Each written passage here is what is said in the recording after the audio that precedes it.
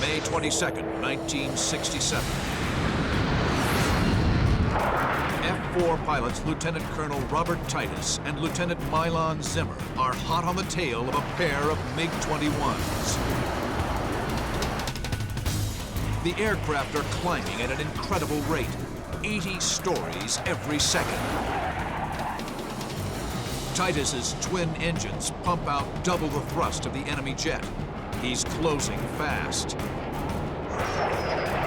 Though his F-4 is equipped with a gun, the weapon is not his first priority. My focus is closing on this MiG, getting in position to fire a missile. In the back seat of the F-4, Zimmer works the radar controls furiously, trying to get a radar lock for a Sparrow missile shot. In the front seat, Titus waits to get good tone for the heat-seeking Sidewinder. Bob gets a good growl on the AIM-9 missile. It's, I mean, a real loud growl. Fires the missile. As the Sidewinder slides off the rail, the MiG streaks into the clouds. And the missile tracks right into the same hole that the MiG went into. And it went right up his tailpipe, and he exploded. I didn't see the explosion, but as we went through the thin cirrus deck, there was debris and smoke and stuff in the air.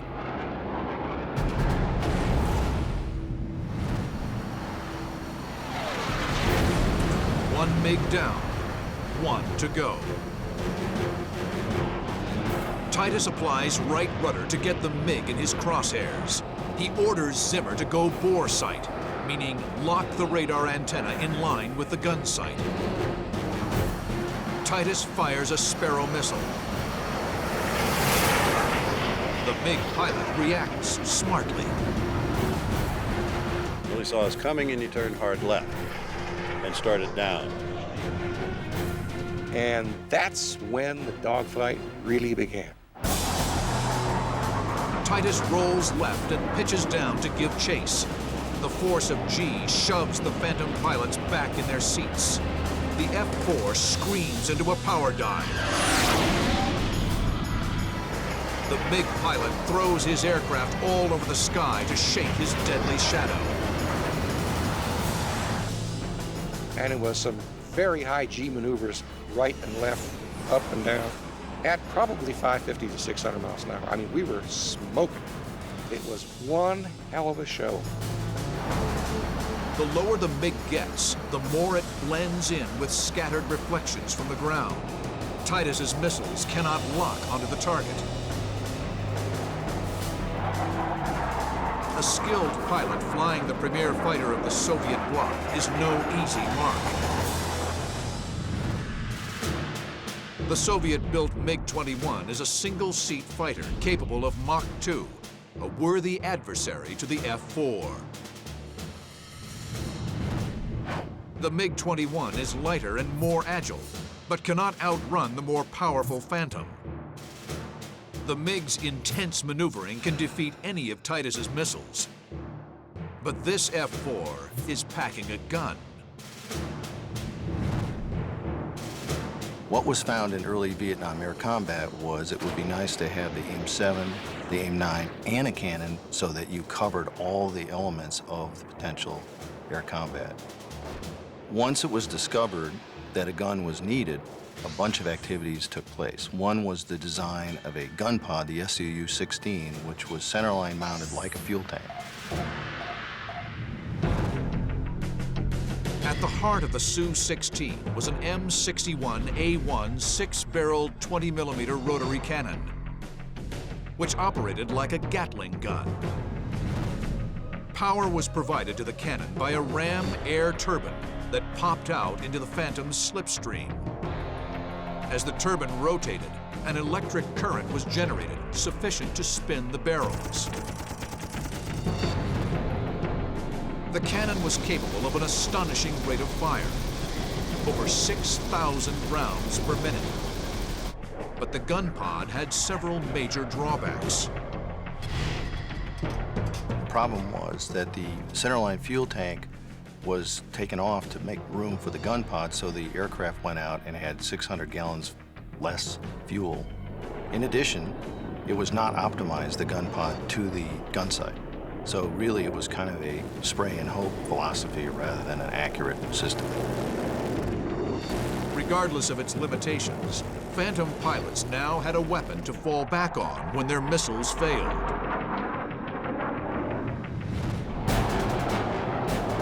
Now, Bob Titus flips the master arm switch for his M61A1 cannon.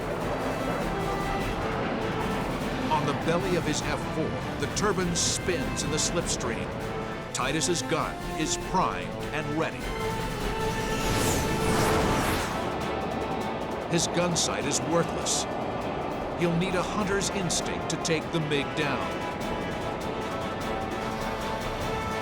Every time I tried to get lead on him, he'd reverse, thereby spoiling my aim. The closer Titus and Zimmer get to the ground, the more immediate the danger. Flak was all around us. I mean, it was everywhere. We had gray flak, black flak, it was all over the place. Two surface-to-air missiles streak up towards the F4. I look out the canopy and here's this big telephone pole coming up. I instinctively ducked my head because the missile appeared to be close to me. I don't think Titus saw it. I'm not sure if he did or not. I was too focused on the MiG to be concerned with that. My job was to get the MiG. The MiG pilot is running out of options. Titus is closing in.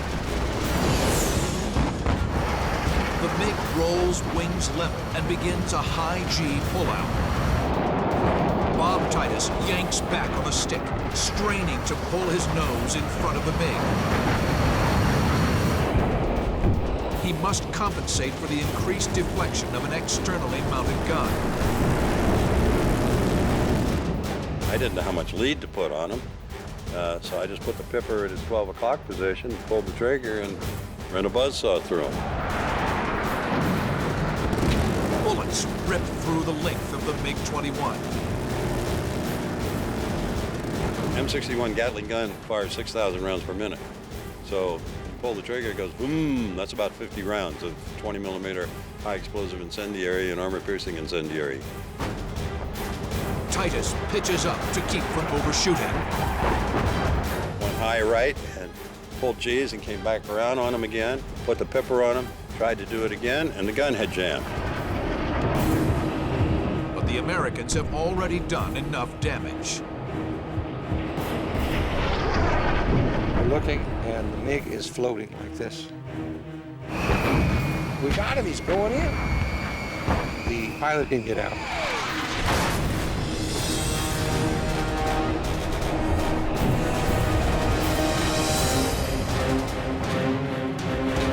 Robert Titus and Milan Zimmer have just killed 2 MiGs in a single air battle.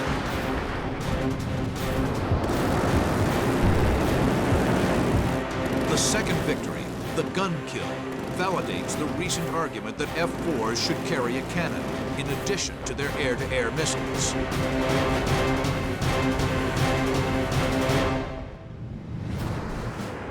Over the next few months, F-4 Phantoms arriving in service in Vietnam have new, updated gun pods. The Su-23 gun pod was an improved follow-on to the Su-16.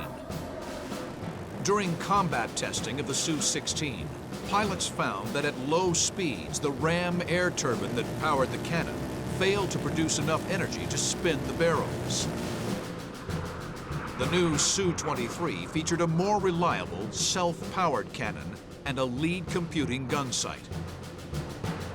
Having a reliable gun meant that Phantom pilots could be more aggressive in engaging the enemy.